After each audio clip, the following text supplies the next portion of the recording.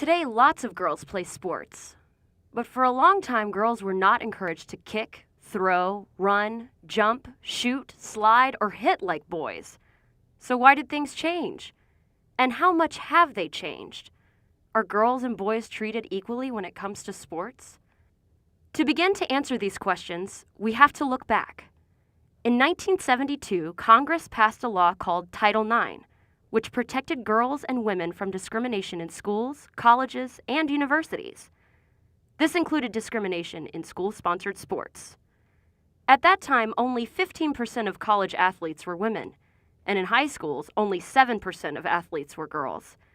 Female athletes didn't get a lot of support either, and often had to provide their own uniforms and equipment. It was Title IX that forced school administrators to make sports more equal. But what does equal mean in sports? The government developed rules to measure equality under two general categories: participation and treatment.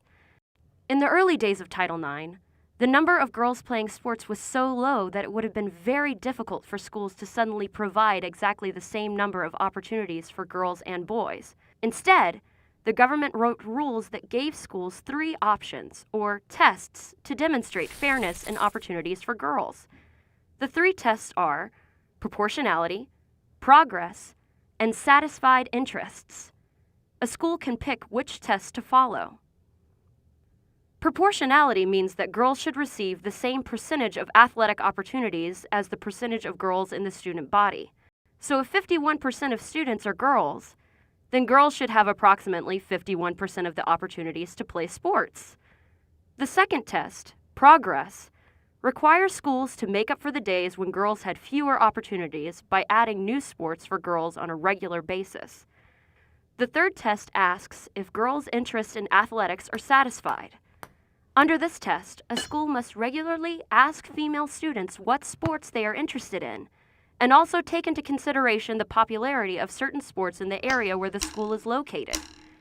It must then add teams according to the girls' interests.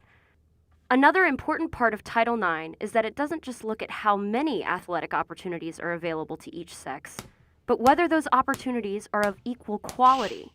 Specifically, Title IX requires equality between boys and girls teams for things like equipment and supplies, publicity, the scheduling of games and practice times, and the quality and number of coaches.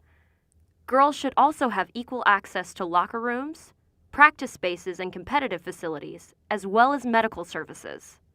So if the best time to play basketball is on Friday nights because that's when most parents and fans can come, then the girls and boys teams should take turns playing on Friday nights. If boys teams play in a stadium with lights, scoreboards, and concession stands, then girls teams must have the same opportunity, either by sharing those facilities or getting their own of equal quality. But as we all know, just because a law exists doesn't mean that everybody follows it. School officials are responsible for making sure there is fairness in sports, but you can help too by keeping an eye on your own school. Look around.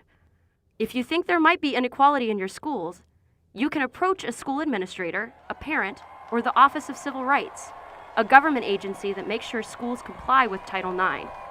Because equality is important for everyone, both on the field and off.